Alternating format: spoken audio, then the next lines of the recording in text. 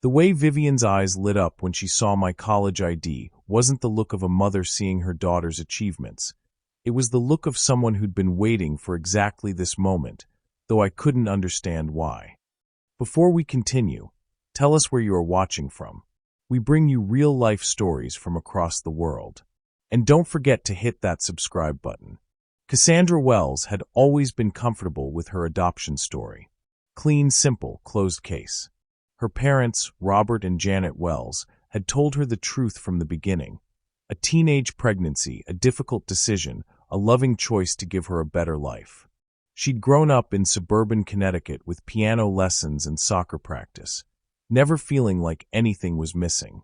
At 22, fresh out of college with a degree in environmental science and a job lined up at a consulting firm in Boston, Cassandra felt like she had her life mapped out. She was organized, rational, good at solving problems. Her adoptive parents had raised her to be independent and analytical, traits that served her well in her field and in life. The letter arrived on a Tuesday morning in March, forwarded from her old college address. The return address showed no name, just a P.O. box in Millbrook, New York. Her name was written in careful, feminine handwriting across cream-colored stationery. Dear Cassandra, it began, I hope this letter finds you well. My name is Vivian Thorne, and I believe I am your biological mother. Cassandra set down her coffee cup, surprised by how steady her hands remained. She'd always known this might happen someday, though she'd assumed it would be through official channels, not a handwritten letter. She read on. I have thought about you every day for the past 22 years. I know I have no right to contact you directly, but I recently learned that you graduated from college, and I couldn't wait any longer. If you're willing, I would very much like to meet you. I live in Millbrook with your biological father, David. We never married, but we've remained close friends, and we both deeply regret the decision we made. We were young and scared, and not a day goes by that we don't think about you.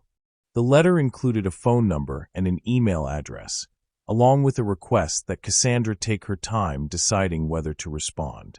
It was signed with love and hope, Vivian. That evening, Cassandra called her adoptive parents. Robert answered, his voice warm with its usual paternal concern. How are you feeling about this, sweetheart? He asked after she'd read him the letter. Curious mostly, Cassandra said, surprised by her own calm. I mean, I've always wondered about them. And it sounds like they've been wondering about me too. That's natural, Janet chimed in from the extension. Have you decided whether you want to meet them? I think I do, Cassandra said. I know you guys are my real parents, but I'd like to know where I came from. Maybe get some medical history, see if I look like them. We support whatever you decide, Robert said. Just promise us you'll be careful. People don't always have the motives they claim to have. Dad, they're not trying to scam me, Cassandra laughed. What could they possibly want? I'm 22 and broke. I know. I just worry. It's what fathers do. The next day, Cassandra sent an email to Vivian. She kept it simple and friendly, expressing her interest in meeting and suggesting they talk on the phone first. The response came within an hour, enthusiastic and grateful, with a phone number and the suggestion that they meet for coffee in Hartford, which was roughly halfway between their locations. I can't believe you wrote back so quickly, Vivian said when Cassandra called that evening. Her voice was soft, with a slight tremor that suggested nervousness or emotion. I was so afraid you wouldn't want to meet us. I've always been curious about my biological parents, Cassandra said. I had a really good childhood, but I'd like to know where I came from. You sound so mature and thoughtful, Vivian said. I can tell Robert and Janet did a wonderful job raising you. Something in the way she said her adoptive parents' names made Cassandra pause. It was too familiar, too comfortable, like she'd said them many times before. How do you know their names? Cassandra asked. It was in your letter. You mentioned them. Cassandra frowned, looking at the email she'd sent. She'd been careful not to mention her adoptive parents' names, wanting to keep some boundaries in place for this initial contact. I don't think I mentioned their names, she said carefully. Didn't you? I must have. Well, I suppose I might have learned them through the adoption agency years ago. I've thought about you so much over the years. Sometimes I mix up what I know and what I've imagined. It was a reasonable explanation, but something about Vivian's tone had shifted, still warm, but more guarded now. They arranged to meet the following Saturday at a coffee shop in Hartford. Vivian would bring David, and they'd agreed to keep it casual and low pressure. As the week progressed, Cassandra found herself increasingly excited about the meeting. She'd Googled Millbrook and learned it was a small town in Dutchess County, known for its antique shops and historic architecture. She tried to imagine what her birth parents looked like, what they did for work, whether she'd inherited any of their mannerisms or interests. Friday night, she called her best friend Lauren to talk through her nervous excitement. "I keep wondering if I'll feel some kind of instant connection," Cassandra said. "Like, will I look at them and just know? Or will it be awkward and disappointing?" "There's no right way to feel," Lauren said. "Just go in with an open mind and see what happens. And text me afterwards so I know you're okay." "Why wouldn't I be okay?" "I don't know, it's just meeting strangers who claim to be your parents. I watch too many true crime shows. They're not strangers claiming to be my parents, Lore. They actually are my parents. The adoption agency would have records." I know. I'm just being overprotective. I'm sure they're lovely people who are just as nervous as you are." That night, Cassandra had trouble falling asleep. She kept thinking about Vivian's voice, how she'd known Robert and Janet's names, how quickly she'd explained it away. It was probably nothing. Adoptive parents' names were probably in the original paperwork, and Vivian had admitted to thinking about Cassandra obsessively over the years. It made sense that she'd have learned everything she could about the family who'd raised her daughter. But as she finally drifted off to sleep, Cassandra couldn't shake the feeling that something about the explanation hadn't quite fit.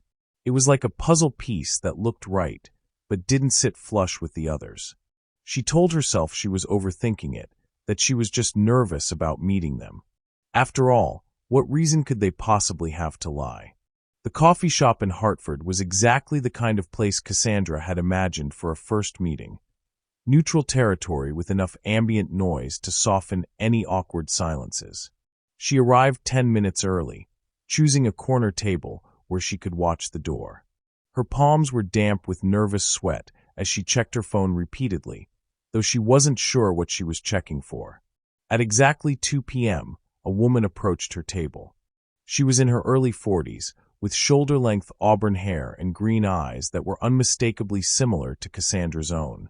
Behind her stood a tall man with graying temples and kind eyes, wearing a button-down shirt that looked freshly pressed.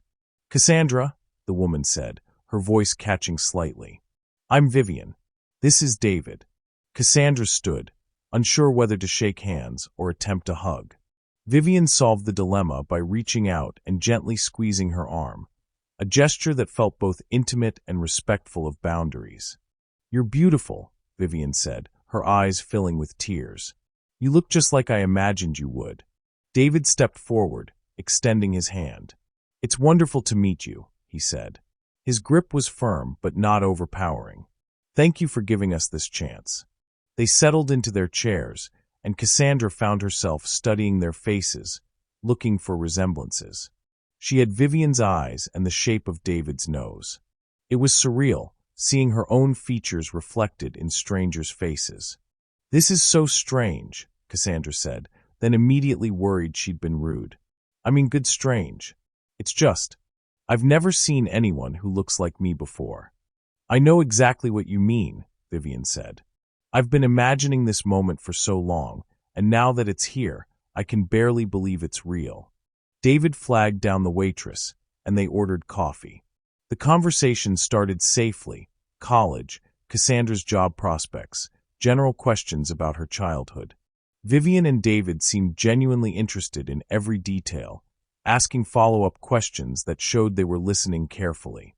"Robert and Janet sound like wonderful parents," David said. "We're so grateful you had such a loving home." "They are wonderful," Cassandra agreed.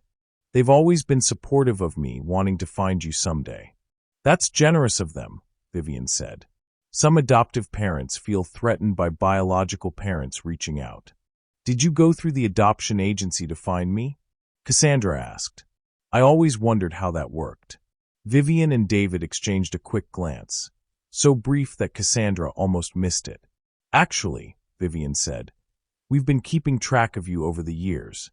Not in a creepy way, she added quickly, seeing Cassandra's expression. We needed to know you were okay. That you were happy. Keeping track how? Oh, social media mostly. Your high school had a website with honor roll announcements. Your college had a dean's list. Little things like that. Cassandra felt a flutter of unease. She'd been very careful about her social media privacy settings, especially during college. Her accounts were locked down tight, visible only to accepted friends. I don't think my social media is public, she said carefully. Well, there are ways to find things out, David said with a smile that didn't quite reach his eyes. We may have been a bit more resourceful than we should have been. We were just so desperate to know you were all right. What do you mean resourceful? Nothing illegal, Vivian said quickly. We may have reached out to a few people over the years. People who knew you. We never identified ourselves as your parents, of course. We just wanted to make sure you were thriving. The flutter of unease became a cold knot in Cassandra's stomach. What people? Oh, teachers, coaches, that sort of thing. We called your high school once, pretended to be considering a donation, asked about notable alumni. Your name came up. And people just told you things about me? People love to talk about their star students, David said.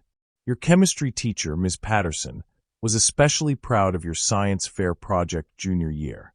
The one about water contamination testing. Cassandra's coffee cup froze halfway to her lips. Ms. Patterson had been her chemistry teacher, and she had won first place in the regional science fair with a project on water contamination. But those weren't the kind of details that would come up in a casual conversation about notable alumni. How do you know so much about that project? She asked.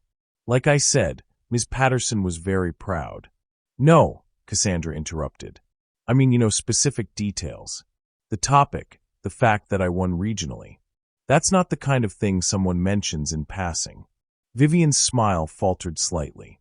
We may have asked more detailed questions than we should have. We were just so proud of you, even from a distance. You called my high school pretending to be donors and interrogated my teachers about me? Not interrogated, David said. We wanted to know everything about you. We'd missed so much of your life. That's not normal, Cassandra said, her voice rising slightly. That's not what birth parents do when they want to reconnect. We know it might seem unusual, Vivian said, reaching across the table toward Cassandra's hand. But you have to understand, we were grieving. We'd lost our daughter, and we needed to know she was okay. We needed to know we'd made the right choice. Cassandra pulled her hand away. What else did you do? What other people did you contact? Nothing recent, David said. This was all years ago, when you were still in high school. We haven't done anything like that since. But you knew my adoptive parents' names when I called you, Cassandra said. You knew them before I told you. We explained that. No, you didn't. You said you might have learned them through the adoption agency, but that doesn't make sense. Adoption records are sealed. And you said them too comfortably, like you'd said them before. Vivian's face had gone pale. Cassandra, I think you're misunderstanding. Am I? Because right now it sounds like you've been stalking me for years, and now you're lying about it. That's not what this is, David said, his voice firm. We're your parents. We love you. We wanted to make sure you were safe and happy. You're not my parents, Cassandra said, standing up. Robert and Janet are my parents. You're strangers who've been watching me without my knowledge or consent. Please don't leave, Vivian said, tears streaming down her face. We can explain everything. We just wanted to be close to you the only way we could. By lying to me? By stalking my teachers and coaches? By pretending you randomly found me through some adoption registry when you've apparently been monitoring my life for years? We weren't monitoring, David said. We were just checking in occasionally, making sure you were okay. That's the same thing. Other patrons in the coffee shop were starting to stare. Cassandra realized she was breathing hard, her heart pounding with a mixture of anger and fear. "I need to go," she said. "Cassandra, please," Vivian said, reaching for her again. "We love you. We've always loved you. We just wanted to protect you." Protect me from what? The question hung in the air between them. Vivian's mouth opened, then closed. David's jaw tightened. From making the same mistakes we did," Vivian said finally. "From getting involved with the wrong people, making bad choices. We wanted to make sure you were on the right path." "The right path according to who?" "You gave up the right to have opinions about my path when you gave me up for adoption." "We didn't give you up," David said quietly. "We had you taken." The words hit Cassandra like a physical blow. "What do you mean taken?" "David," Vivian said sharply. "Not here." "She deserves to know the truth," David said. "We didn't choose to give you up, Cassandra. We were forced to." "Forced by who?" "It's complicated," Vivian said. "There were people who thought it would be better for everyone if we weren't your parents." "What people? What are you talking about?" "We can't explain it all here," David said, looking around the coffee shop nervously. "But we can tell you everything if you'll let us. If you'll come with us." "Come with you where?" "To our house. In Millbrook. We have documents, photos, everything you need to understand what really happened." Cassandra felt like the ground was shifting beneath her feet. Nothing they were saying made sense, but the certainty in their voices was unsettling. Either they were elaborate con artists, or there was something about her adoption that she'd never known. "I don't understand any of this," she said. "We know," Vivian said. "And we're sorry we couldn't tell you the truth from the beginning. But there are people who might not want us to be in contact with you. We had to be careful." "What people? Why wouldn't they want us to be in contact?" "The same people who took you away from us in the first place," David said. "The people who made sure you were adopted by the right family, in the right place, with the right connections." "You're talking about Robert and Janet?" "We're not saying they're bad people," Vivian said quickly. "We're just saying that your adoption wasn't as random as you might think." Cassandra sank back into her chair, her legs suddenly weak. "You're saying my parents were chosen specifically? That it wasn't just a regular adoption?" "We're saying there are things about your adoption that you don't know," David said. "Things that we can only explain if you trust us enough to let us try. And if I don't, then you'll never know the truth about where you came from," Vivian said. "And the people who separated us will have one." Cassandra stared at them, trying to process what they were telling her. It sounded like paranoid conspiracy theories, but there was something in their eyes, a mixture of fear and desperation that seemed genuine. "I need to think about this," she said finally. "Of course," Vivian said. "Take all the time you need. But Cassandra, be careful who you talk to about this. If the wrong people find out we've made contact, what will happen?" "We don't know," David said. "But we've been waiting 22 years to see you again. We don't want to wait another 22. Are you team trust your instincts or team you're overthinking it? Let us know in the comments." The drive back to her apartment in New Haven felt like moving through fog. Cassandra's hands gripped the steering wheel as she replayed every word of the conversation, trying to make sense of what had just happened. One moment she'd been meeting her birth parents for coffee. The next she was being told her entire adoption story might be a lie. "We had you taken." The words echoed in her mind. What did that even mean? And why would anyone care enough about a teenage pregnancy to orchestrate some elaborate adoption scheme? It sounded like something out of a movie, not real life. By the time she reached her apartment, Cassandra had almost convinced herself that Vivian and David were delusional. Maybe they'd built up this fantasy over the years to make themselves feel better about giving her up. Maybe admitting they'd made a choice was too painful, so they'd created this narrative about being forced. But then she remembered the way they'd known about her science fair project, the specific details that wouldn't come up in casual conversation, and how they'd known her adoptive parents' names before she'd told them. She called Lauren as soon as she got inside. "How did it go?" Lauren asked immediately. "Are they nice? Do you look like them?" "It was weird," Cassandra said, sinking onto her couch. Really weird. She told Lauren everything. The stalking behavior, the contradictory explanations, the claim that she'd been taken rather than willingly given up for adoption. That's insane, Lauren said when she finished. I mean, that's actually crazy person behavior. You need to stay away from them. But what if they're telling the truth? What if there really is something about my adoption that I don't know? Cass, listen to yourself. You're talking about some conspiracy theory where your perfectly normal adoptive parents are actually part of some shadowy organization that steals babies. That's not real life. I know it sounds crazy. It doesn't sound crazy, it is crazy. These people have been stalking you for years. They lied to you about how they found you. And now they're trying to manipulate you into believing your entire life is a lie. That's textbook predatory behavior. Lauren was right. Cassandra knew she was right. But something nagged at her, a small voice that whispered, "What if?" "I think I should call my parents," she said. "Good idea. They'll help you see this clearly." But when Cassandra called Robert and Janet that evening, their reaction surprised her. They said what?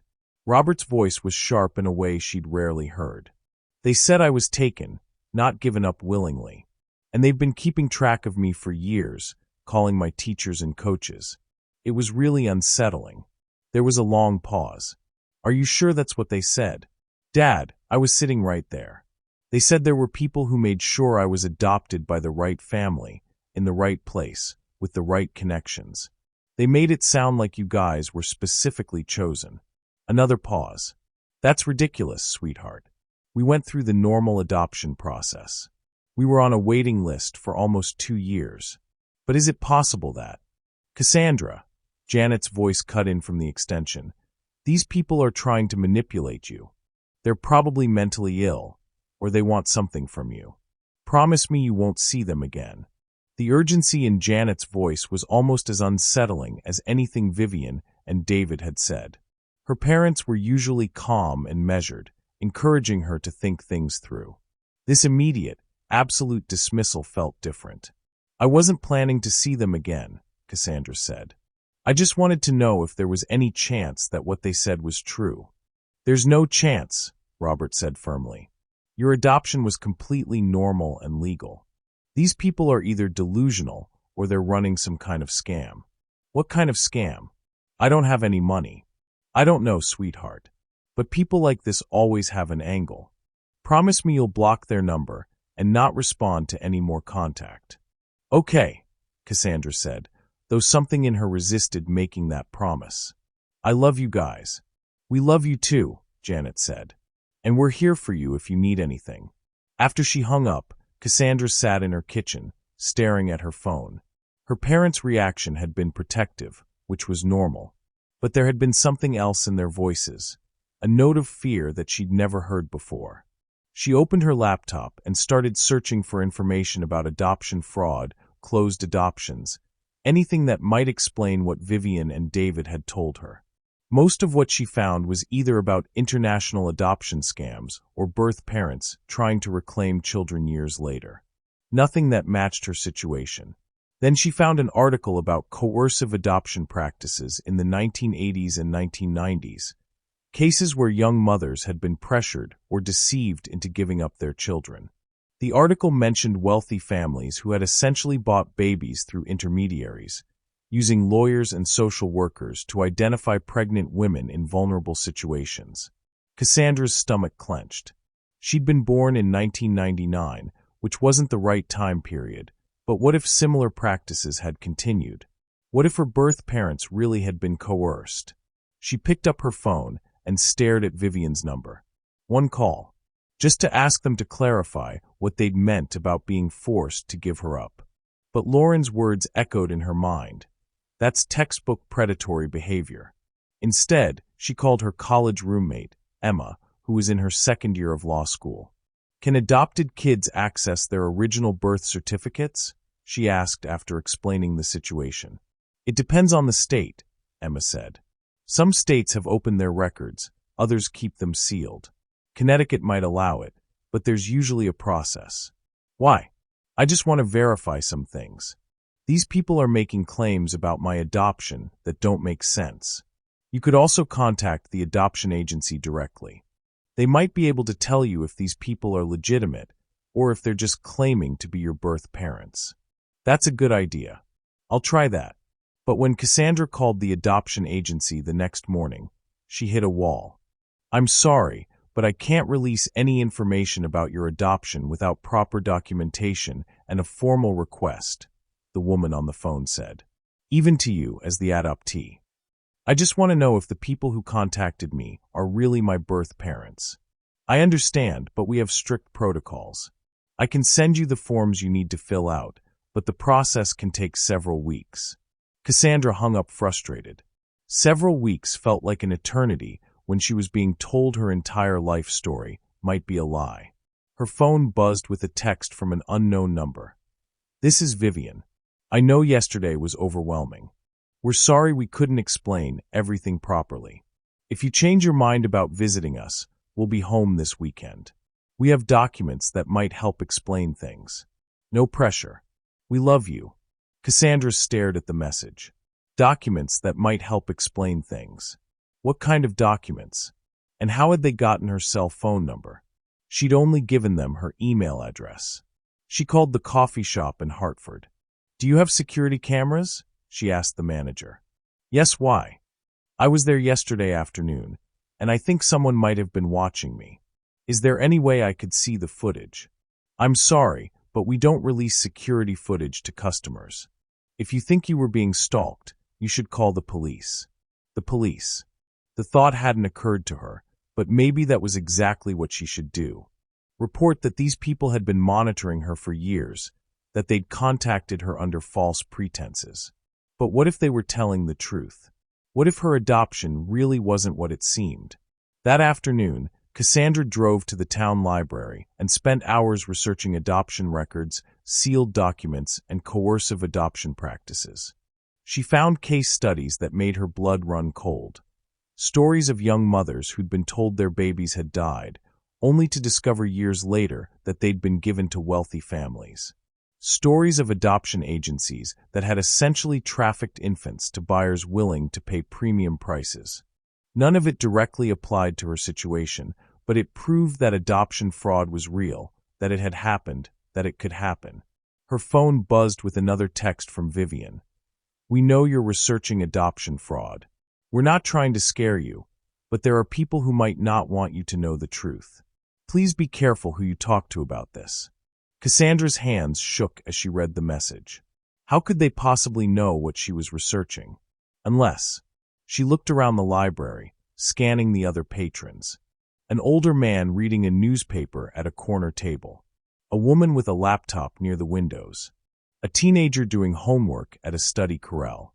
None of them seemed to be paying attention to her, but the text had been sent less than an hour after she'd started her research. That couldn't be a coincidence. She packed up her things and headed for the exit, her heart pounding.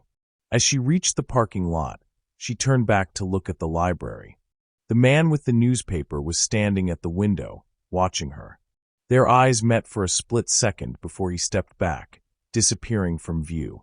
Cassandra got in her car and drove home, checking her rearview mirror constantly. She didn't see anyone following her, but that didn't mean they weren't there. By the time she reached her apartment, she was second-guessing everything. Maybe the man at the library had just been looking out the window at the same time she'd turned around. Maybe Vivian's text was just a coincidence, or maybe she'd sent it hours earlier and the delivery had been delayed. But as she climbed the stairs to her apartment, Cassandra couldn't shake the feeling that she was being watched. That somehow, somewhere, people were monitoring her every move. The question was, were those people Vivian and David, or were they the mysterious forces that had supposedly taken her away from her birth parents in the first place? Either way, she was starting to realize that her quiet, predictable life might be about to change forever. Cassandra barely slept that night. Every sound in the hallway made her freeze, listening for footsteps that might pause outside her door. By morning, she'd convinced herself she was being paranoid, but the feeling of being watched lingered like a persistent itch between her shoulder blades. She needed facts. Evidence. Something concrete to either prove or disprove what Vivian and David had told her.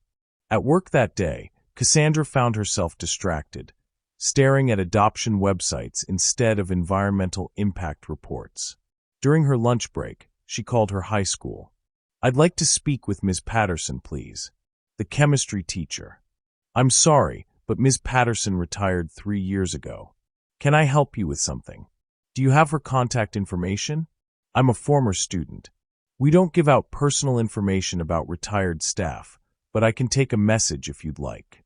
Cassandra left her name and number, saying she wanted to thank Ms. Patterson for inspiring her career in environmental science. It was true in a way. Ms. Patterson called back that afternoon. "Cassandra Wells, I remember you. Brilliant student. That water contamination project was exceptional work. Thank you, Ms. Patterson. I actually had a question about something strange. Did anyone ever call the school asking about me specifically? Maybe when I was a junior or senior." There was a pause. "What do you mean, asking about you?" "Someone claiming to be interested in the school, maybe asking about notable students or alumni?" "Well, now that you mention it, there was something. This would have been your senior year, I think. A woman called saying she was with some educational foundation, asking about students who might be good candidates for environmental science scholarships. She specifically asked about your science fair project." Cassandra's grip tightened on her phone. "What did you tell her?"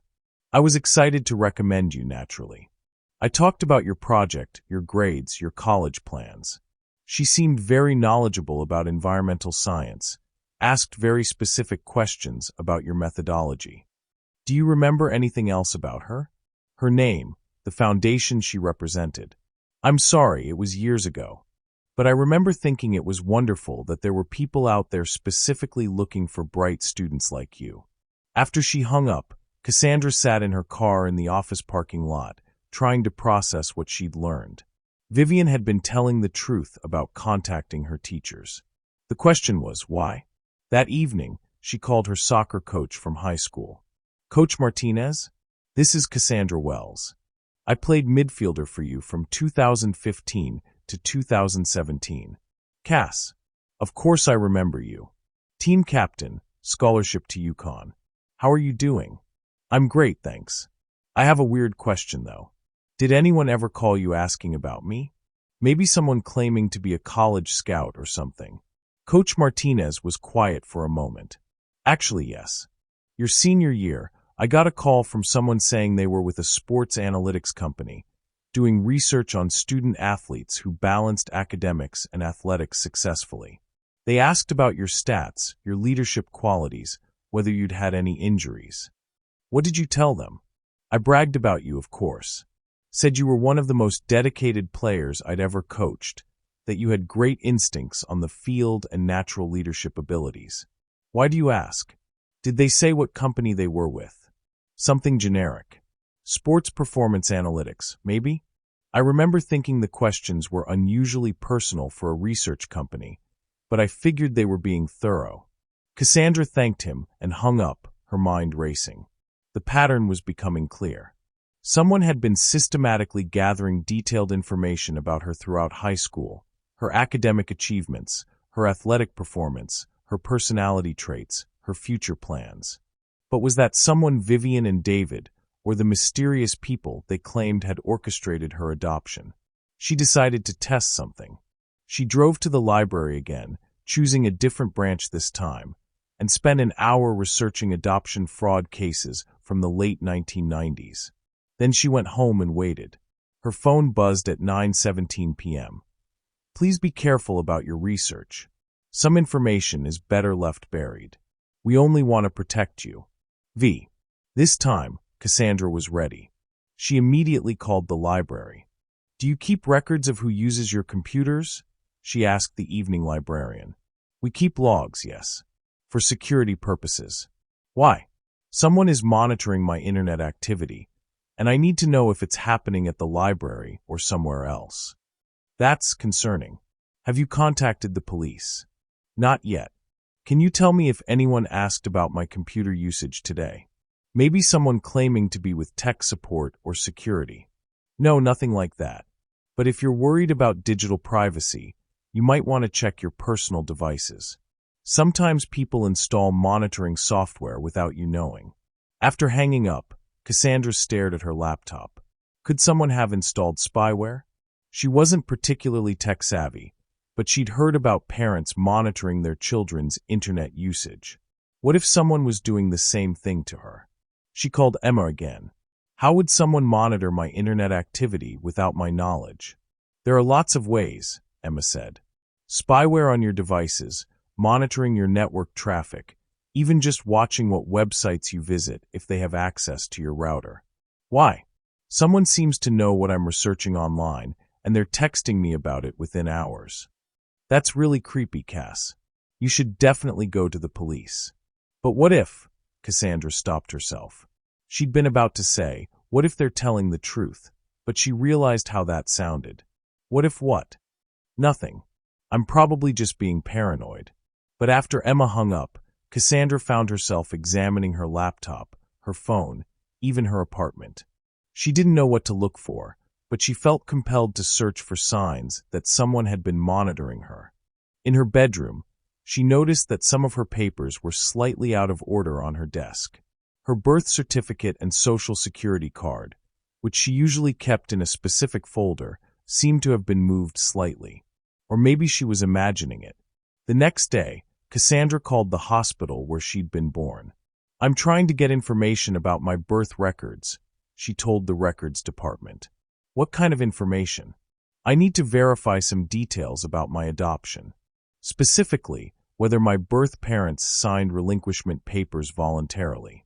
I'm sorry, but we don't keep adoption records.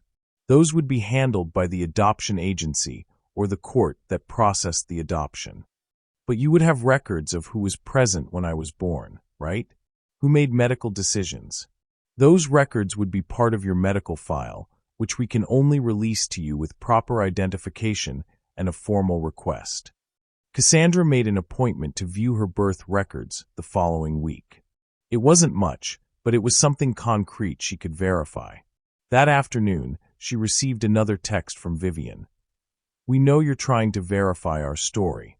We have the documents that will answer your questions. The invitation to visit us still stands. But please don't involve any official agencies. It might put you in danger. Put you in danger. The phrase sent a chill down Cassandra's spine. Danger from whom? And how did they know she'd been calling hospitals and agencies? She tried a different approach. If Vivian and David were really her birth parents, there should be some record of them somewhere. She searched online for Vivian Thorne and David. She realized she didn't know his last name. The search for Vivian Thorne in Millbrook, New York, returned several results. A real estate listing from 2018 for a property sold by Vivian Thorne. A mention in a local newspaper about a charity fundraiser organized by V. Thorne. A few social media profiles that could be her. But when Cassandra tried to find more detailed information, property records, employment history, anything that would confirm these people were who they claimed to be, she hit walls. Either the information was private, or it didn't exist. She decided to drive to Millbrook. It was a 2-hour drive through scenic countryside, past small towns and rolling hills. Millbrook itself was exactly what she'd expected. A quaint village with antique shops, a historic inn, and tree-lined streets that looked like postcards. She found the address from the property listing easily enough. It was a modest colonial house on a quiet street, with a well-maintained garden and a blue Honda Civic in the driveway. Normal. Innocent. Nothing that screamed conspiracy or danger. Cassandra parked across the street and watched the house. She wasn't sure what she was looking for. Evidence of surveillance equipment? Signs that the story about being forced to give her up was true? Proof that they were lying about everything? After an hour, she saw movement. Vivian appeared at the front window, looked directly at her car, and waved. Cassandra's heart jumped. She hadn't been hiding, exactly, but she hadn't expected to be noticed so quickly. Vivian disappeared from the window, and a moment later, she emerged from the front door and walked across the street.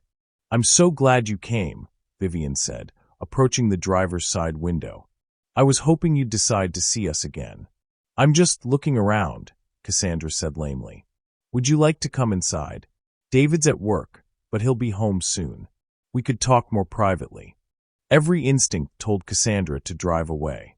But she was so tired of not knowing, so frustrated by partial answers and vague threats. Maybe the only way to get the truth was to face it directly. Okay, she said, but just for a few minutes. Vivian's face lit up. Of course, whatever you're comfortable with. As Cassandra followed Vivian into the house, she noticed how ordinary everything looked. Family photos on the mantel, a cozy living room with mismatched furniture, the smell of coffee brewing in the kitchen. If these people were dangerous, they were very good at hiding it. Can I get you something to drink? Vivian asked. Water would be fine. While Vivian was in the kitchen, Cassandra examined the photos on the mantel. Most showed Vivian and David at various ages, but there were several that made her stop cold. They were pictures of her. Not recent ones, but photos from throughout her childhood and adolescence. Her high school graduation. A soccer game where she was clearly visible in the background. Her college orientation, where she was standing with a group of other freshmen. How do you have these? She called to Vivian. Vivian returned with a glass of water, her expression carefully neutral. We told you we kept track of you over the years. But these aren't public photos. Some of these were taken at private events. We were very dedicated, Vivian said quietly. Maybe more than we should have been. Cassandra stared at the photos, her mind reeling. This wasn't just keeping track. This was stalking. Surveillance. Someone had been following her, photographing her for years. I need to leave, she said, setting down the water glass. Cassandra, please. Let us explain. Explain what? That you've been stalking me since I was a child? That you have pictures of me that you shouldn't have? We're your parents, Vivian said, her voice breaking. We love you. We just wanted to be part of your life the only way we could. This isn't love, Cassandra said, backing toward the door. This is obsession. Wait, Vivian said desperately. There's something you need to see before you go. She disappeared into another room and returned with a manila folder. These are the documents I mentioned. Proof of what we told you. Despite every instinct screaming at her to leave, Cassandra found herself reaching for the folder. Inside were photocopied pages that looked like legal documents, but the text was too small and dense for her to read quickly. Take them with you, Vivian said. Read them when you're ready. But please, whatever you do, don't show them to Robert and Janet. Not yet. Why not? Because if we're right about what happened, they might not be who you think they are. Cassandra drove home with the manila folder on the passenger seat, untouched but seeming to radiate menace. Every few miles, she glanced at it, torn between desperate curiosity and the growing certainty that whatever was inside would change everything. She made it halfway to New Haven before pulling into a rest stop. Her hands shook as she opened the folder under the harsh fluorescent lights of her car's interior dome. The first document appeared to be a birth certificate, her birth certificate, but it looked different from the one she'd always known. Instead of Baby Girl Wells in the infant name field, it read Baby Girl Thorne. The parents listed were Vivian Marie Thorne and David James Kellerman. Cassandra's breath caught. If this was real, it meant her adoptive parents had lied about her name at birth. But birth certificates could be forged, and the photocopy quality made it impossible to verify authenticity. The second document was more disturbing. It appeared to be a court order dated 3 weeks after her birth, mandating the temporary removal of the minor child from parental custody pending investigation of parental fitness. The allegations were vague, concerns regarding parental stability and potential risk factors, but there was no detail about what those concerns were. The third document made her stomach drop. It was a psychological evaluation report on Vivian and David, conducted by someone named Dr. Marcus Henley. The summary concluded that both birth parents showed signs of emotional instability and potential risk to child welfare, recommending immediate placement in a more suitable environment. But as Cassandra read more carefully, the evaluation seemed almost deliberately vague. The signs of instability were described in general terms: inappropriate emotional responses concerning attachment patterns, potential for impaired judgment. Nothing specific. Nothing that actually sounded like legitimate concerns about child safety. The final document was the most chilling. It was a placement report showing that she had been temporarily fostered by Robert and Janet Wells while permanent placement options were evaluated.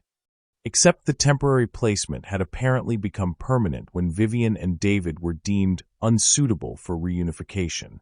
If these documents were real, her entire adoption story was a lie. She hadn't been willingly given up by teenage parents who couldn't care for her.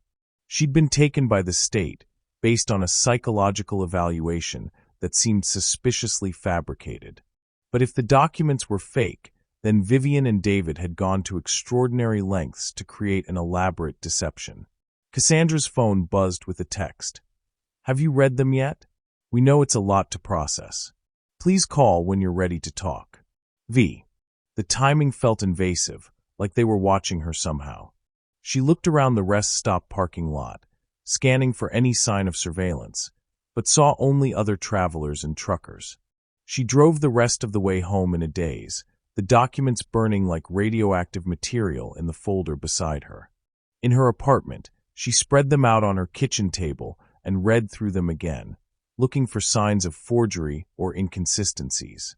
The problem was, she didn't know what to look for.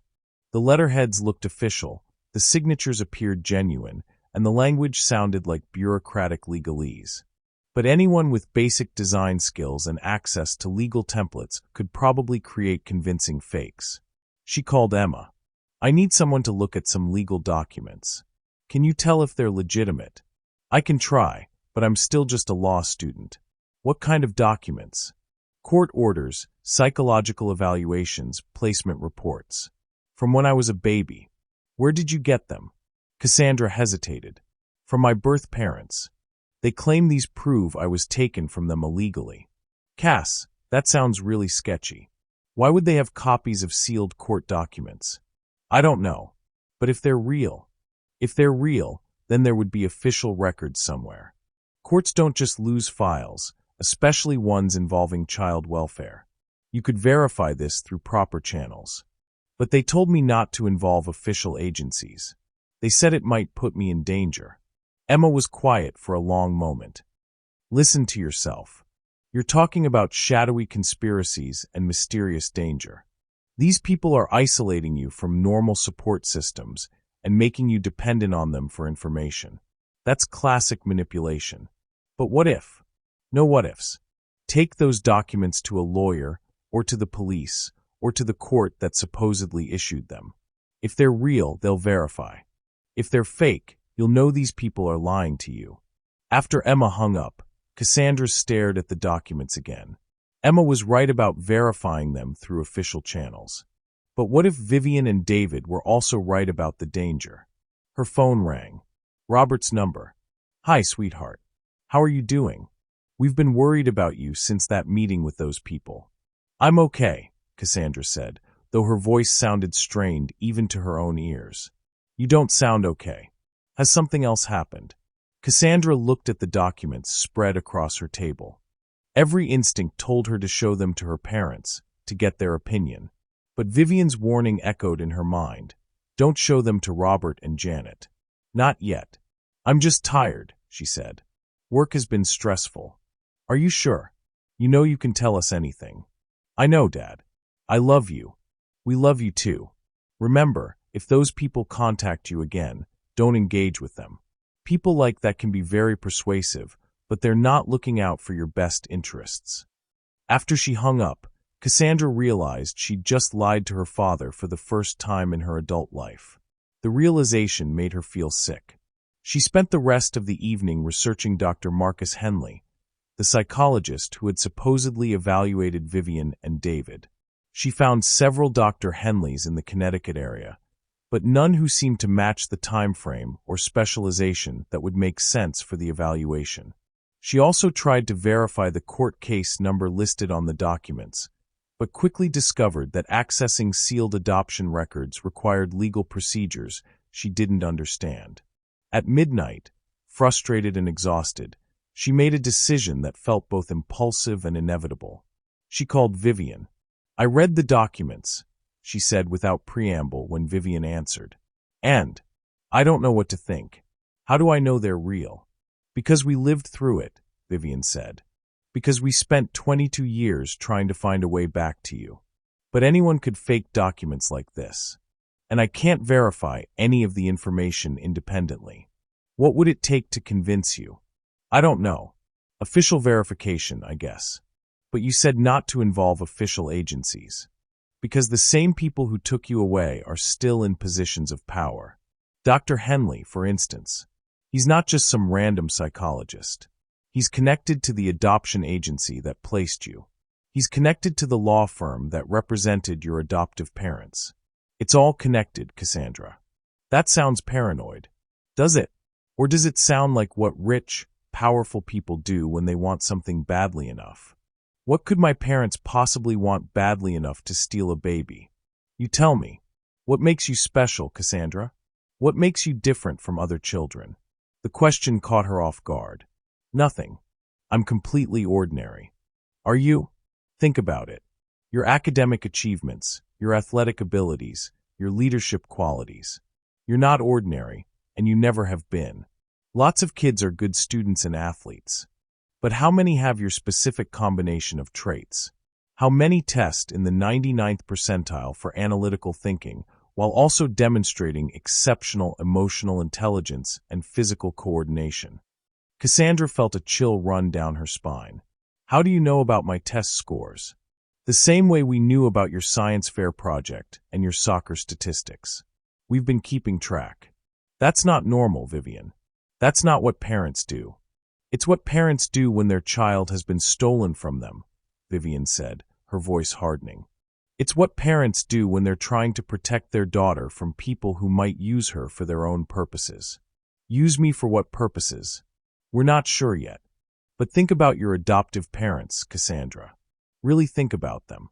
What do they do for work? Who are their friends? What organizations are they involved with?" Cassandra realized she'd never really questioned her parents' professional lives. Robert worked for a consulting firm that did government contracts. Janet was involved with several charitable foundations. They traveled frequently for work, had connections in academic and political circles. They're just successful people with interesting careers. Are they? Or are they people with access to information and influence? People who might have been chosen specifically because of their connections. Chosen by whom? We don't know exactly. But we have theories. What theories? Not over the phone. If you want to know more, you'll have to come back to Millbrook. We have other documents, other evidence. Things we couldn't risk putting in that folder. What kind of evidence? Financial records showing payments made to Dr. Henley and the adoption agency. Correspondence between your adoptive parents and people in government positions.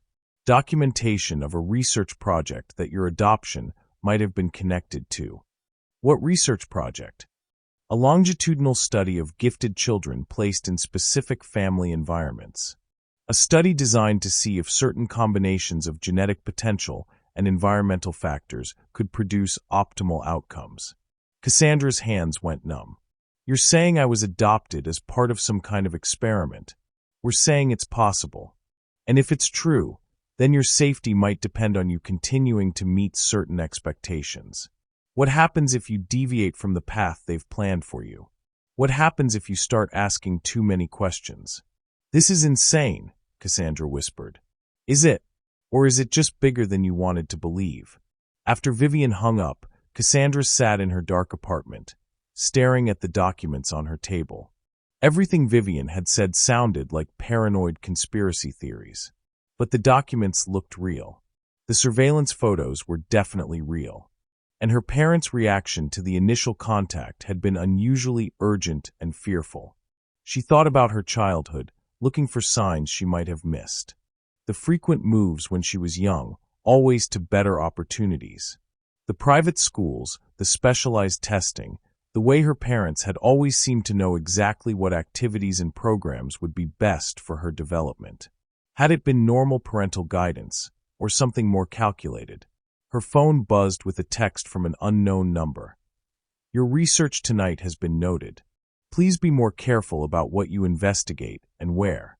Some information is dangerous to possess. A friend. Cassandra's blood turned to ice. She hadn't been researching anything tonight. She'd been at home, reading documents and making phone calls. But someone was watching her closely enough to know her activities in real time. She went to every window in her apartment, checking for signs of surveillance. Across the street, a van was parked that hadn't been there earlier. The windows were tinted, and she couldn't see inside. As she watched, the van's engine started, and it drove slowly away. Cassandra grabbed her keys and the manila folder. She couldn't stay in her apartment tonight, couldn't trust that she was safe there. But where could she go? Her parents' house felt compromised now. Friends' apartments might put them in danger. She thought about Vivian's invitation to return to Millbrook. It might be walking into a trap, but it might also be the only place where she could get real answers. Or it might be exactly what whoever was watching her wanted her to do. Either way, staying here was no longer an option. Cassandra spent the night in a motel outside Hartford, paying cash and using a fake name. She'd turned off her phone after leaving New Haven, pulling the battery out entirely, something she'd seen in movies and hoped would actually work. The paranoia felt both ridiculous and necessary, like wearing a seatbelt in a car she wasn't sure was going to crash. Sleep came in fragments. Every sound in the hallway sent her pulse racing. Every car door slamming in the parking lot made her peer through the curtains. By dawn, she'd made a decision that felt both inevitable and terrifying. She was going to confront her adoptive parents directly. But first, she needed to test something. She drove to an internet cafe in a strip mall 20 minutes from her parents' house in Connecticut. The place smelled like burnt coffee and teenage desperation, filled with kids playing online games and adults who looked like they were probably up to no good. Perfect for her purposes. Using a computer in the back corner, she logged into a fake email account she created and sent herself a message with the subject line, "Testing surveillance." Then she waited. Within an hour, her phone, which she'd turned back on, buzzed with a text. Internet cafes are not secure. Please be more careful. A friend. Cassandra stared at the message, her hands shaking. Someone was monitoring her internet activity in real time, across different devices and locations. This was either sophisticated stalking by Vivian and David, or evidence that the conspiracy they'd described was real. She drove to her parents' house with the manila folder on the passenger seat, practicing what she was going to say. She needed to watch their reactions carefully, look for signs of deception or recognition when she showed them the documents. Robert and Janet's house was a beautiful colonial in an affluent neighborhood, surrounded by perfectly manicured lawns and the kind of understated wealth that screamed old money. Cassandra had grown up here, had run through these halls and played in the backyard, but now it felt like enemy territory. Cassandra. Janet opened the door with a surprised smile. What a wonderful surprise. We weren't expecting you. I need to talk to you both, Cassandra said. About my adoption. The smile flickered for just a moment, so briefly that Cassandra almost missed it. Of course, sweetheart. Come in. Your father's in his study. Robert emerged as they entered the living room, and Cassandra studied his face for any sign of guilt or fear. He looked like he always did, kind, slightly distracted, genuinely pleased to see her. This is about those people who contacted you, isn't it? He said, settling into his usual armchair. Have they been bothering you again? They gave me some documents, Cassandra said, sitting across from them with the folder in her lap. Documents about my adoption. Janet and Robert exchanged a glance that lasted a fraction of a second too long. What kind of documents?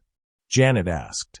Cassandra opened the folder and spread the papers on the coffee table between them.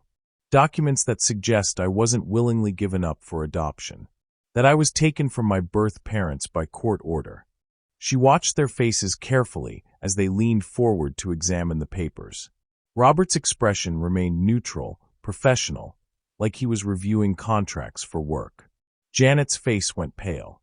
These are photocopies, Robert said after a moment. They could be forgeries. That's what I thought too, Cassandra said.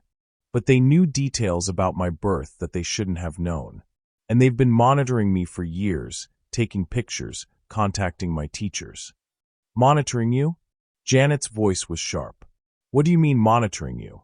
Cassandra told them about the photos on Vivian's mantle, the phone calls to her high school, the text messages that seemed to respond to her research activities. As she spoke, she watched her parents' reactions. Robert's face grew increasingly grim, but in a way that suggested anger rather than guilt. Janet, however, looked genuinely frightened. "This is stalking," Robert said when she finished. "This is criminal behavior. We need to call the police immediately." "But what if the documents are real?" Cassandra asked. "What if there really was a court case?" "Then there would be official records," Robert said firmly. "And we would know about it. We went through the legal adoption process, Cassandra. We have documentation of everything. Can you show me?" Another glance passed between her parents. "Of course," Janet said. "The papers are in the safe upstairs. I'll get them." While Janet was gone, Robert moved to the couch beside Cassandra. "I know this must be confusing and frightening," he said gently. "But these people are trying to manipulate you. They're using your natural curiosity about your origins to draw you into their delusions.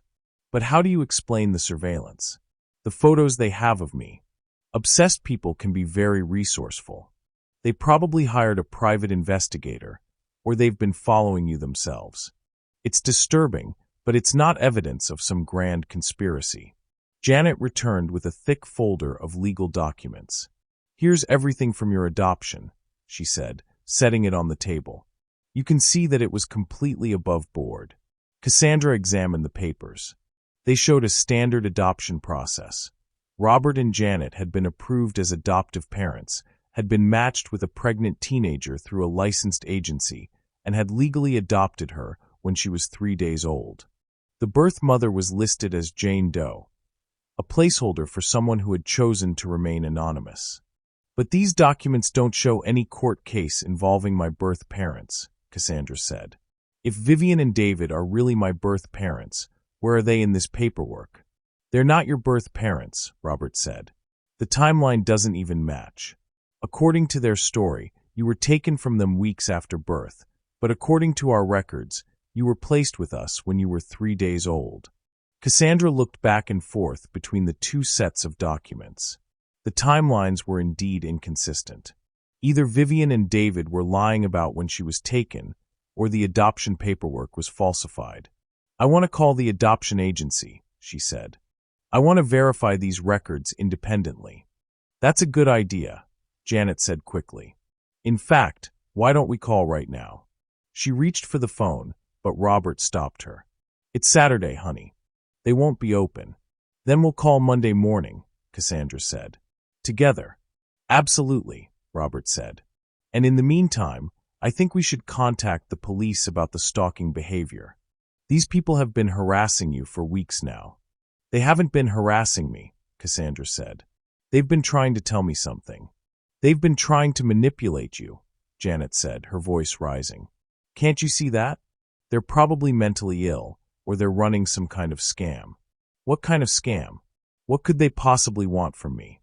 "I don't know," Robert said. "But people like this always have an angle. Maybe they're planning to ask you for money to help them fight the system, or something like that." Cassandra studied her parents' faces.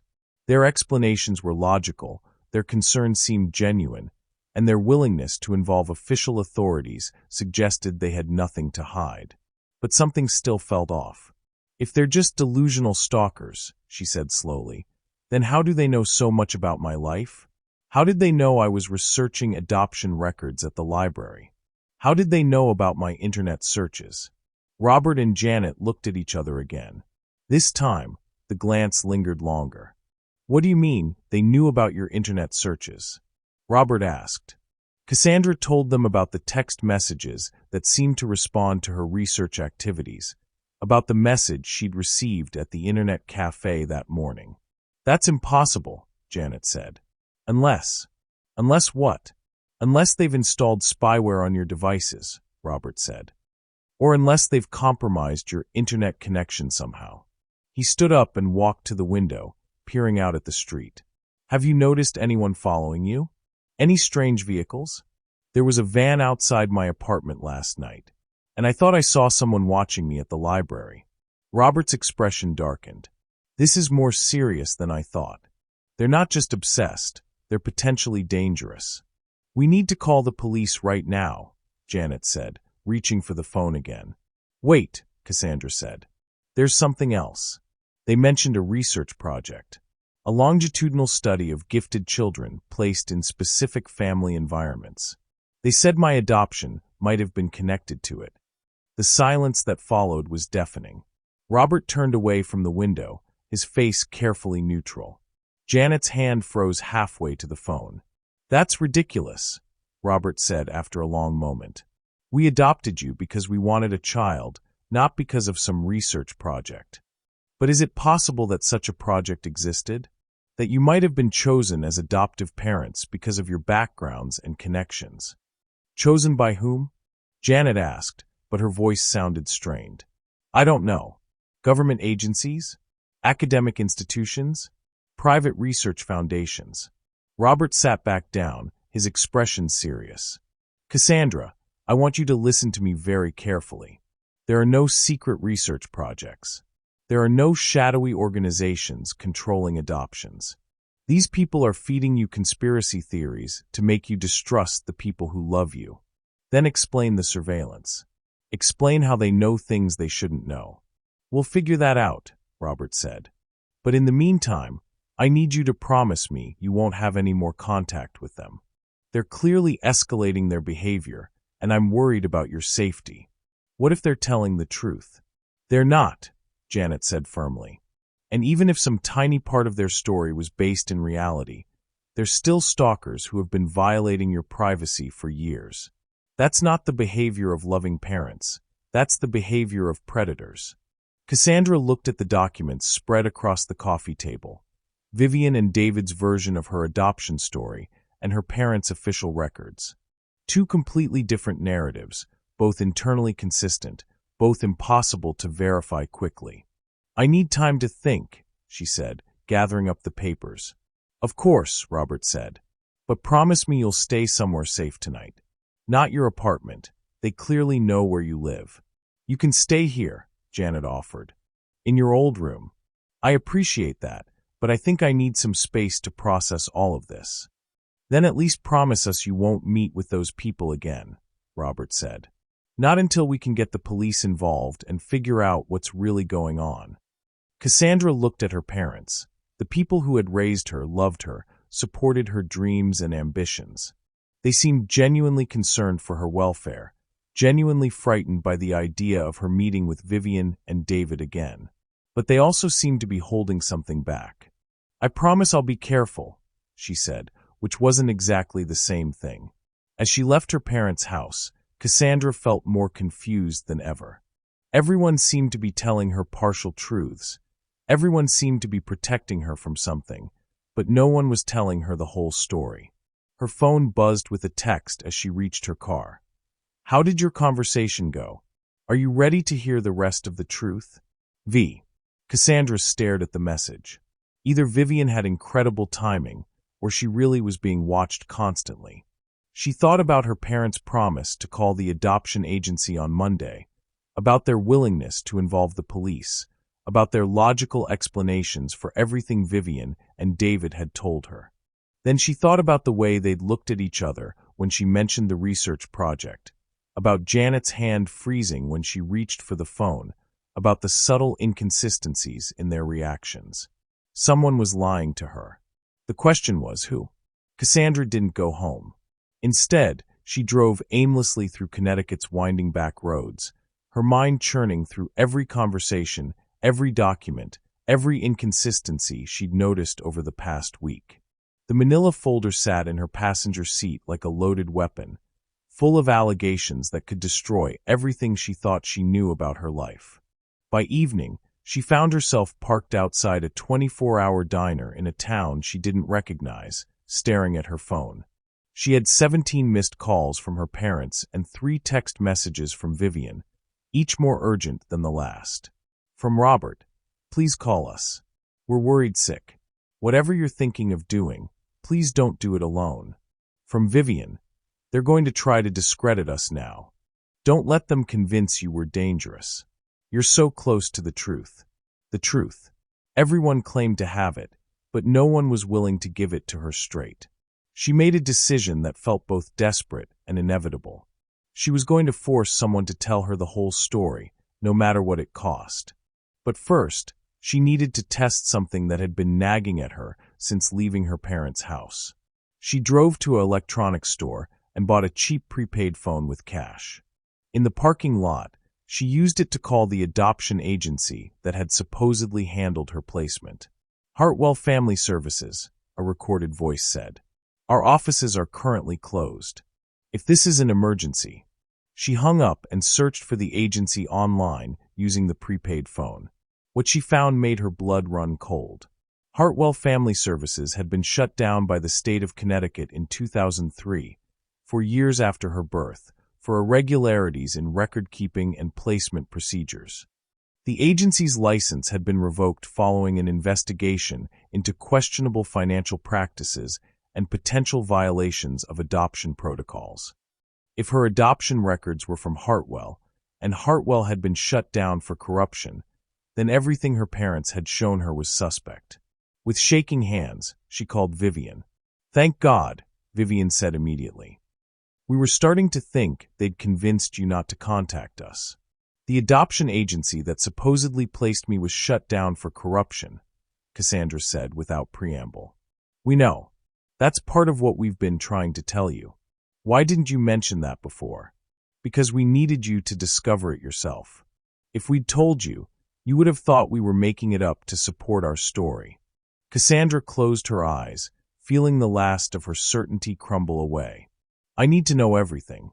Right now. No more games, no more partial truths. I'm coming to Millbrook tonight, and I want the whole story. It's not safe to talk on the phone. I don't care about safe anymore," Cassandra shouted. "I'm tired of everyone protecting me from the truth. Either you tell me everything, or I go to the FBI tomorrow morning and report all of you for harassment." There was a long pause. "Come to the house," Vivian said finally. "But Cassandra, once you know the truth, you can't unknow it. Are you sure you're ready for that?" "I'm ready. And whatever you do, don't tell anyone where you're going. If they track you to our house." "They who?" "The people who've been watching you your whole life." The drive to Millbrook felt like descending into a nightmare. Every car behind her seemed suspicious. Every turn felt like it might be leading her into a trap. But Cassandra was beyond caring about her safety. She needed answers more than she needed security. Vivian and David were waiting for her when she arrived, their faces grave in the porch light. David looked older than he had at the coffee shop, worn down by some invisible weight. "Thank you for coming," Vivian said as they settled in the living room. "I know this has been overwhelming." "Start talking," Cassandra said. "From the beginning. Everything." David leaned forward, his hands clasped tightly together. "The truth is that we were never just random teenagers who got pregnant. We were recruited." "Recruited by whom?" "A research foundation called the Meridian Institute," Vivian said. "They were conducting a study on genetic potential and environmental optimization. They were looking for young adults with specific intellectual and physical traits who would be willing to have a child for their research." Cassandra felt the room tilt slightly. "You're saying I was conceived as part of an experiment?" "Not conceived," David said quickly. "We wanted a child anyway. But when we applied for financial assistance during the pregnancy, we were approached by Meridian. They offered to pay all our medical expenses and provide a substantial stipend in exchange for allowing them to monitor the child's development." "Monitor how?" "Detailed psychological testing, educational assessments, physical examinations. They wanted to track every aspect of your growth and development from birth through adulthood. But if you agreed to this, why was I taken away from you?" Vivian's face crumpled. "Because we changed our minds. When you were born, when we held you, We couldn't go through with it. We tried to back out of the agreement. And they wouldn't let you? The contract we'd signed was more binding than we'd understood, David said. We'd essentially agreed to give them custody rights. When we tried to refuse, they initiated legal proceedings to have us declared unfit parents. Dr. Henley's evaluation, Cassandra said, thinking of the documents. Dr. Henley was paid by Meridian, Vivian confirmed. His psychological evaluation was designed to justify removing you from our care. The court case was a sham. The judge had financial connections to Meridian's parent organization. And my adoptive parents were chosen specifically for their backgrounds and connections, David said. Robert's consulting firm has government contracts. Janet's charitable work gives her access to academic and political networks. They were the perfect family to raise a child who was being monitored by a research organization. Cassandra felt sick. You're saying my entire life has been an experiment? Not your entire life, Vivian said quickly. Robert and Janet do love you, we're sure of that. But they're also part of the monitoring system, whether they realize it or not. What do you mean, whether they realize it or not? Some of the adoptive families in the Meridian program are fully aware of the research component, David explained. Others are told they're participating in a longitudinal study of child development, that it's for the good of science and society. And some are kept completely in the dark. They just think they're getting extra support and resources for their adopted children. Which category do my parents fall into? We're not sure, Vivian admitted. But their reactions to your questions suggest they know more than they're telling you. Cassandra thought about her parents' carefully neutral expressions, their subtle glances at each other, the way they'd deflected certain questions. What kind of monitoring has been happening? Educational testing that goes beyond normal school requirements, David said. Medical checkups that are more comprehensive than standard pediatric care. Psychological evaluations disguised as guidance counseling. Academic opportunities that always seem to steer you toward specific fields of study. Environmental science. Cassandra had always been passionate about it, but now she wondered if that passion had been cultivated rather than natural. The soccer coaching, the science fair mentoring, even some of your friendships, we think they were all influenced by the program, Vivian said. Meridian wanted to see how a genetically gifted child would develop under optimal environmental conditions. Genetically gifted how? David and Vivian looked at each other. You're what they call a cognitive hybrid, David said. Your biological makeup includes genetic markers associated with exceptional analytical intelligence, pattern recognition, and emotional intuition. It's an extremely rare combination. Rare enough to build an entire research program around studying it, Vivian added. Cassandra stood up abruptly, pacing to the window. This is insane. You're describing some kind of science fiction scenario. The science is real, David said. Genetic research has advanced far beyond what most people realize. And there are organizations with the resources and motivation to conduct long-term studies on human development. What organizations? Government agencies, private research foundations, academic institutions, pharmaceutical companies. The potential applications for this kind of research are enormous. Education policy, military training, medical interventions, even social engineering. And they've been monitoring me for 22 years to study what exactly? How to optimize human potential, Vivian said. How to identify gifted individuals early and create environments that maximize their capabilities. You're not the only child in the program. There are probably dozens of others, all being raised in different conditions to test various theories. Cassandra felt like she was drowning in information. If this is all true, why are you telling me now? Why risk exposing the program? Because you're about to graduate from their monitoring system, David said. At age 25, the intensive observation ends. After that, they'll only check in occasionally to see how you apply what they've taught you. But before that happens, Vivian added, they're going to conduct a final comprehensive evaluation. And if you don't meet their expectations, if you've deviated too far from their projected outcomes, what happens? We don't know, David said quietly. But other participants who've asked too many questions or refused to cooperate have had problems. Career difficulties, relationship troubles, health issues that seem designed to get them back on track. Or worse, Vivian said. There was a girl in the program who started investigating her adoption when she was 23. She died in a car accident 6 months later. Cassandra sank back into her chair, overwhelmed. You're asking me to believe that my entire life has been a lie. That the people I thought were my parents are part of some elaborate research project. That there's a shadowy organization that's been manipulating my development since birth. We're asking you to consider the possibility, David said, and to be very careful about what you do with that information. What do you mean? If Meridian realizes you know about the program, you become a liability, Vivian said. They've invested too much in this research to let it be exposed. Cassandra's phone buzzed with a text from an unknown number. Your location has been noted. Return home immediately or face consequences. This is your only warning. The three of them stared at the message in silence. They know I'm here, Cassandra whispered. We need to get you somewhere safe, David said, standing up quickly. Where? If what you're telling me is true, there is nowhere safe. There are people who can help, Vivian said. Other families who've discovered the truth about the program. We've been building a network, gathering evidence. Evidence for what? To expose Meridian publicly. To shut down the program and protect the children who are still in it. Cassandra looked at her birth parents. These people who claimed to love her, who said they'd been fighting for 22 years to get back to her. Either they were elaborate con artists preying on her insecurities, or they were telling her the most terrible truth imaginable. If I help you, she said slowly, what happens to my life? My career, my relationships, my future? We don't know, David admitted. But at least it would be your life, your choices. Right now, you're living someone else's plan for you. Another text arrived.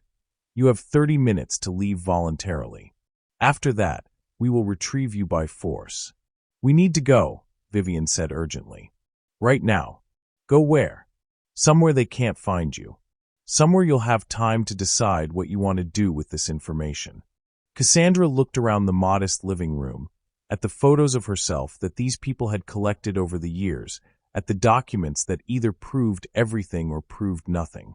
She thought about her adoptive parents, probably sitting at home worried sick about her. She thought about her job, her apartment, her carefully planned future that might all be an illusion. If I go with you, she said, there's no going back, is there? No, Vivian said quietly. There isn't.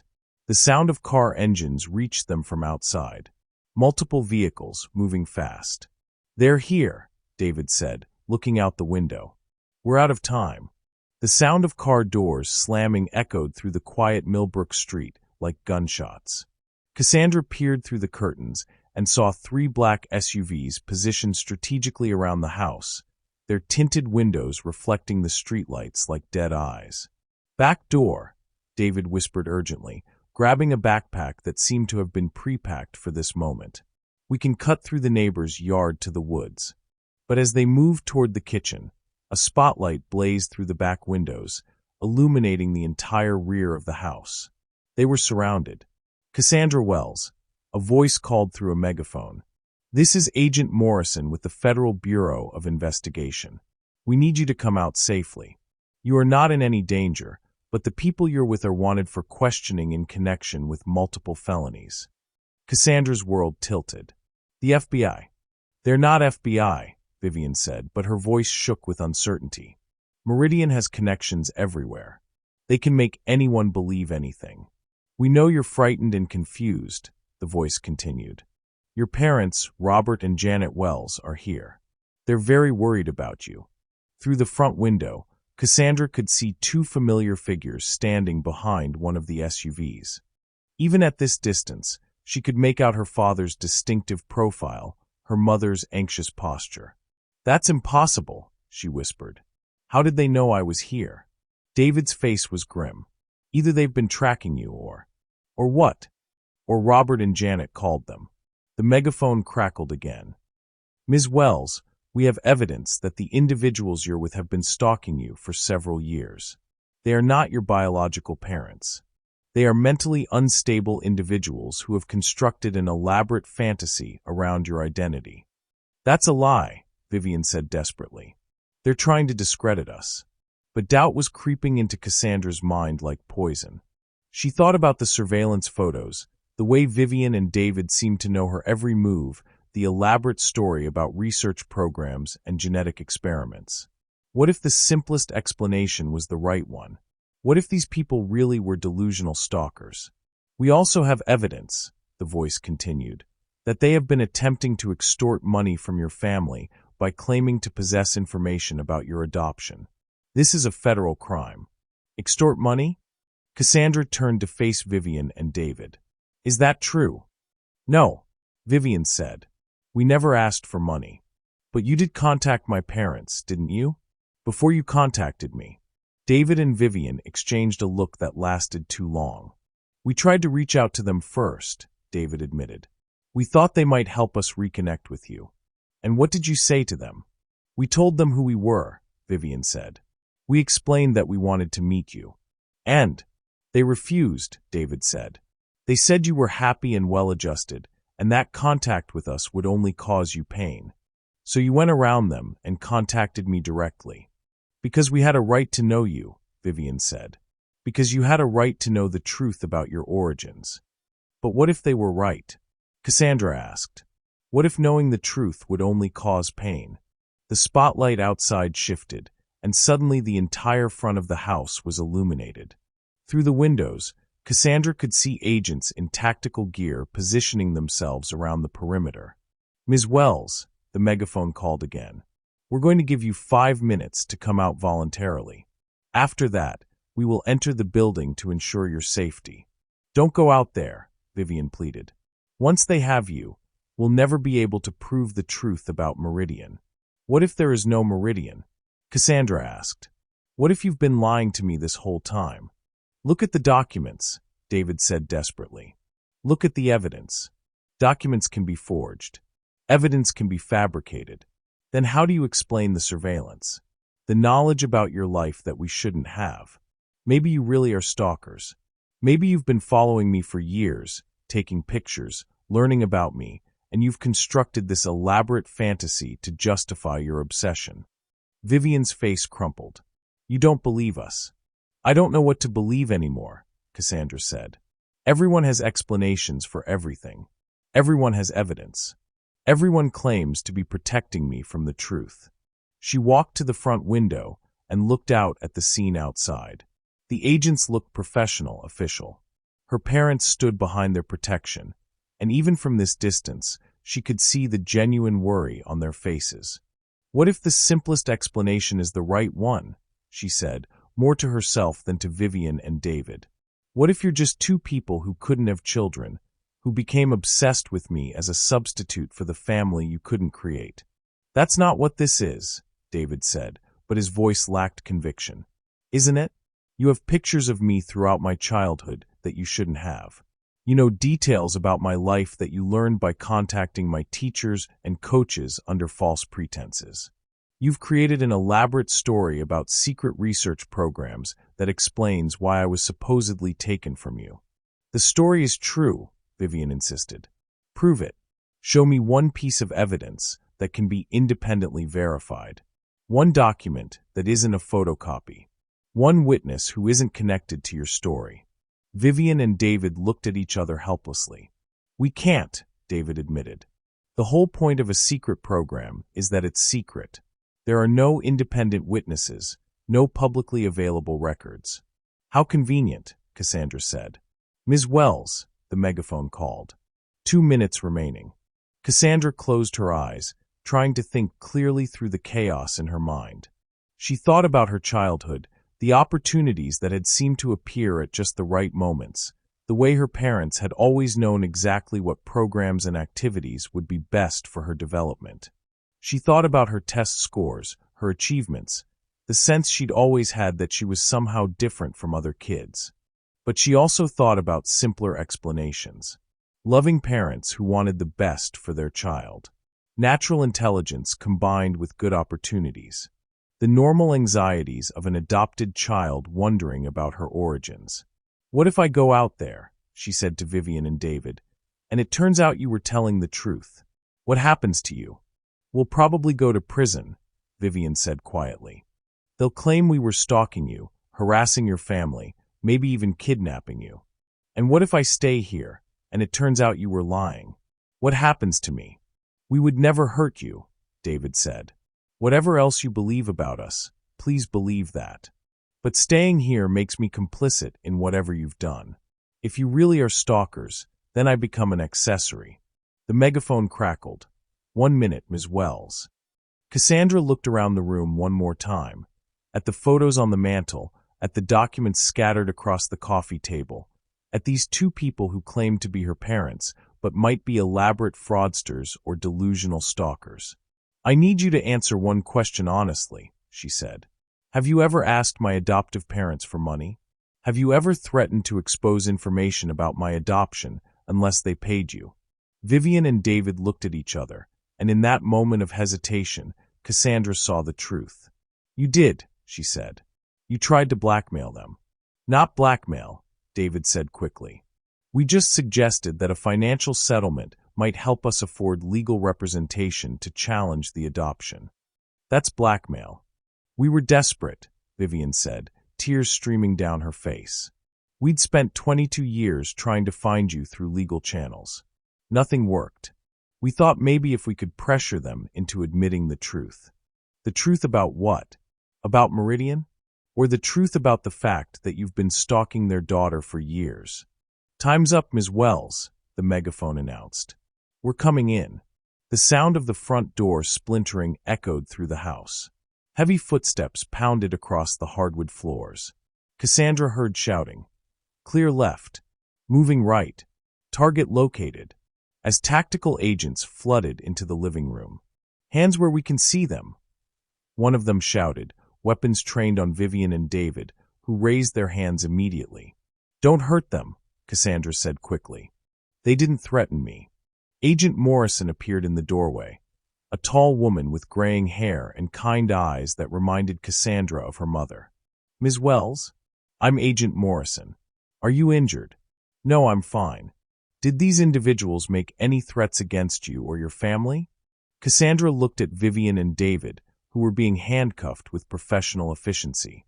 They looked smaller now, older, like the frightened and desperate people they probably were rather than the mysterious figures from a conspiracy thriller. "No," she said. "No threats. Your parents are outside. They're very worried about you." As Cassandra was escorted from the house, she saw Vivian being led to one of the SUVs. Their eyes met for a moment, and Vivian mouthed something that might have been, "I'm sorry," or "I love you." Outside, Robert and Janet rushed to embrace her. Their relief felt genuine, their concern real. Whatever else was true, these people loved her. "Are you okay?" Janet asked, holding her tightly. "Did they hurt you?" "I'm fine, Mom. We were so scared," Robert said, "when they showed us the evidence of what these people had been doing." "What evidence?" Agent Morrison approached them. "We've been investigating this case for several months," she explained. "The suspects have been stalking multiple adopted children throughout New England, convincing them that their adoptions were part of elaborate conspiracies. They use publicly available information and private investigators to learn details about their targets' lives, then create fictional narratives to exploit their natural curiosity about their origins." "Multiple children?" Cassandra asked. "At least 7 that we know of. In 3 cases, they successfully extorted money from adoptive families. In the others, the families contacted us before any financial transactions took place." "So there's no Meridian Institute? No research program?" "The Meridian Institute is a real organization," Agent Morrison said. "It's a small environmental research foundation based in California. But they have no connection to adoption services or genetic research. The suspects apparently chose the name because it sounded official and would be difficult to investigate quickly." Cassandra felt simultaneously relieved and devastated. Relieved that her life wasn't an elaborate experiment, that her parents weren't part of some shadowy conspiracy. Devastated that the people she'd begun to think of as her birth parents were actually just criminals who had manipulated her emotions for financial gain. "What happens to them now?" she asked. "They'll be charged with stalking, extortion, and fraud," Agent Morrison said. "With your testimony about their behavior, we should be able to build a strong case." As they drove away from Millbrook, Cassandra looked back at the house where she'd almost believed the most incredible story of her life. She thought about the photos on the mantel, the documents that had seemed so convincing, the way Vivian and David had seemed to genuinely care about her. But caring and loving weren't the same thing. Obsession could masquerade as love. Delusion could be mistaken for truth. "How did you know where to find me?" she asked her parents. "We've been monitoring your phone's GPS," Robert admitted. "After those people contacted you, we were worried about your safety. We contacted the FBI as soon as we realized you were being targeted by a known fraud ring." "You've been tracking me?" "Only since this started," Janet said quickly. "We were scared, sweetheart. We'd heard about other families who'd been victimized by these people. So someone had been monitoring her, but it was her parents, not shadowy government agents. They'd been protecting her, not controlling her." But as they drove through the dark Connecticut countryside, Cassandra couldn't shake the feeling that she still didn't know the whole truth about anything. 6 months later, Cassandra sat in the courtroom as the judge read the verdict. Vivian Thorne and David Kellerman were found guilty on multiple counts of fraud, extortion, and stalking. As they were led away in handcuffs, Vivian turned one last time to look at her, mouthing words that Cassandra couldn't quite make out. The case had been straightforward, almost mundane in its ordinariness. Two people with histories of mental illness and financial desperation had targeted adopted children from wealthy families, spinning elaborate stories about secret conspiracies to exploit their natural curiosity about their origins. The FBI had found evidence of similar schemes targeting at least 12 families across New England. Cassandra should have felt vindicated, relieved, free. Instead, she felt hollow. After the sentencing, she drove to her apartment in Boston. She'd moved there after starting her job at the environmental consulting firm, wanting distance from everything that had happened. The work was satisfying, challenging, exactly the kind of career she'd always dreamed of. Her colleagues respected her analytical mind, her ability to see patterns others missed, her natural leadership qualities. All the traits that Vivian and David had claimed made her special. All the abilities they'd said were the result of genetic optimization and environmental manipulation. But those traits were real, regardless of their origin. Weren't they? Her phone buzzed with a text from Lauren. "Saw the news about the sentencing. How are you feeling?" "Relieved it's over," Cassandra typed back, though she wasn't sure that was true. "Want to grab dinner tonight? We could celebrate justice being served." "Rain check. I'm pretty tired." "Of course. Love you." Cassandra set down her phone and looked around her apartment. It was exactly the kind of space she'd always imagined herself living in, modern, efficient, with large windows that let in plenty of natural light. She'd chosen everything carefully, from the furniture to the color scheme to the location near both public transportation and green spaces. Or had she chosen it? The doubt crept in like it always did these days, making her question every decision, every preference, every instinct. She opened her laptop and, almost without thinking, typed Meridian Institute into the search engine. As Agent Morrison had said, it was a real organization, a small environmental research foundation in California that studied climate change impacts on coastal ecosystems. Nothing to do with genetics or adoption or secret government programs. But as she scrolled through their website, something caught her eye. The Foundation's advisory board included several names she recognized. Professors from universities she'd considered attending, researchers whose work she'd cited in her college thesis, even a consultant who worked for the same parent company as her current employer. Coincidence. It had to be coincidence. The environmental science community was smaller than people realized, and these connections were probably perfectly normal. But the doubt lingered. Her phone rang. Robert's number. Hi, Dad. How did court go today? They were convicted on all counts. Vivian got 3 years, David got 2. Good. Maybe now you can finally put all this behind you. Yeah, maybe. You don't sound convinced. Cassandra was quiet for a moment. Over the past 6 months, her relationship with her parents had slowly returned to normal, but something had fundamentally shifted. She found herself analyzing their conversations, looking for hidden meanings, questioning motivations that had once seemed transparent. "Can I ask you something?" she said. "Of course. How did you know to call the FBI? I mean, how did you know Vivian and David were part of a larger fraud scheme?" There was a pause that lasted just a beat too long. "We researched them after they first contacted you. When we found inconsistencies in their story, we reached out to law enforcement. But how did you know to look for other victims? How did you know it was a pattern? The FBI told us that, after we reported the initial contact. But you called them before you knew it was part of a larger scheme. What made you think it was a federal matter rather than just local harassment?" Another pause. We were probably overcautious.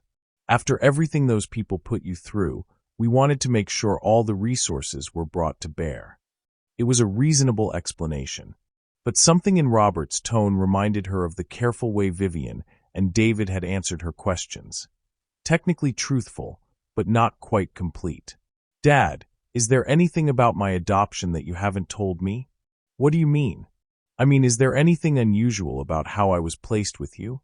Anything that might have made you a target for people like Vivian and David?" "Sweetheart, we've been through all of this. Your adoption was completely normal. But what if it wasn't? What if there was something different about it that made Vivian and David think their story would be believable?" "You're overthinking this," Robert said firmly. "Those people were criminals who targeted multiple families. There was nothing special about our situation." After he hung up, Cassandra sat in her kitchen, staring at her reflection in the darkened window. 6 months ago, she would have accepted her father's explanation without question. But the experience with Vivian and David had taught her that people could lie convincingly, that documents could be fabricated, that even love could be used as a tool of manipulation. She thought about the FBI investigation, how quickly and efficiently it had been conducted, how Agent Morrison had seemed to know exactly what questions to ask and what evidence to look for, how the case against Vivian and David had been almost too perfect. Every piece of evidence supporting the narrative of delusional stalkers, nothing that contradicted it. What if the investigation itself had been designed to reach a predetermined conclusion? Cassandra shook her head, frustrated with her own paranoia. This was exactly what Vivian and David had done to her, planted seeds of doubt that made her question everything, everyone. The FBI investigation had been thorough and professional. The evidence against Vivian and David had been overwhelming. The case was closed. But as she prepared for bed that night, she found herself thinking about the photos on Vivian's mantel. The way they'd looked at her with such desperate love. The tears in Vivian's eyes when she'd talked about losing her daughter. Either they were exceptional actors, or at least part of their emotion had been genuine. She pulled out her laptop again and searched for information about David Kellerman and Vivian Thorne. The FBI had provided basic background information during the trial. Vivian had been diagnosed with depression and anxiety in her 20s. David had struggled with alcohol abuse. Both had financial problems and unstable employment histories. But as Cassandra dug deeper, using research skills she developed in college, she found gaps in their histories that didn't make sense. Periods of several years where there were no employment records, no addresses, no paper trail at all. For people who were supposedly lifelong residents of New England, they seemed to have remarkably little documented history. She found one reference to a Vivian Thorne who had given birth to a daughter in 1999, the year Cassandra was born. But the record had been sealed, and she couldn't access any details. At 2 a.m., she gave up her search and tried to sleep. But her dreams were filled with images of the courtroom, of Vivian's desperate face, of documents that might have been real or might have been forgeries. The next morning, she called in sick to work and drove to the Connecticut State Archives. If there were public records related to her adoption, she was going to find them. The clerk was helpful but not encouraging. Adoption records from that period are sealed, he explained. You'd need a court order to access them, and that requires proving a compelling need. What about court cases involving child welfare? If there was a hearing about parental fitness, would that be public record? Depends on the nature of the case. Some juvenile proceedings are sealed, others aren't. After 4 hours of searching through databases and cross-referencing dates and names, Cassandra found something that made her heart race. There had been a court case in 1999 involving the fitness of 2 parents to care for their newborn child. The parents' names were sealed, but the case number and basic details were public record. The hearing had lasted only 1 day. The parents had been represented by a public defender, suggesting they couldn't afford private counsel. The judge had ruled that the child should be placed in foster care pending further evaluation of the home environment. But there was no record of any further hearings. The case had simply ended. Cassandra stared at the screen, her hands shaking. This could be the court case Vivian and David had told her about, or it could be any of dozens of similar cases from that year.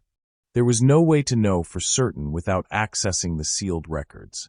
But the fact that such a case existed, involving parents who couldn't afford lawyers and a child who had been placed in foster care, suggested that at least part of Vivian and David's story might have been true.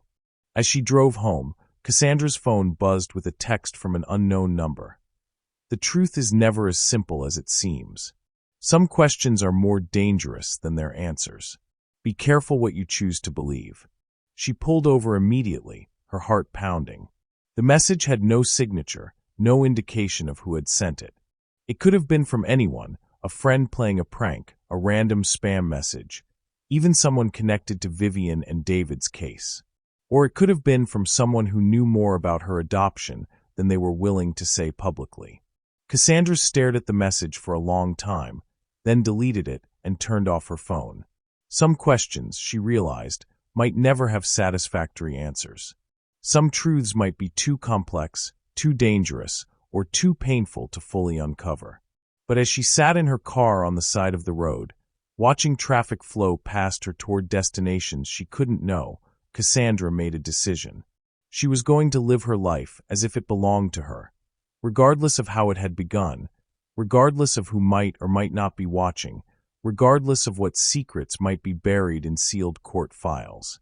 Whether her achievements were the result of genetic optimization or natural talent didn't matter. Whether her opportunities had been orchestrated or earned didn't change their value. Whether her parents were part of some elaborate program or simply loving people who had adopted a child didn't alter the fact that they had raised her well. The truth about her origins might always remain partially hidden, but the truth about who she chose to become was entirely up to her. Even if, especially if, that choice might disappoint whoever had been expecting something different. As she drove away, Cassandra didn't notice the black sedan that pulled out from a side street and began following her at a discreet distance.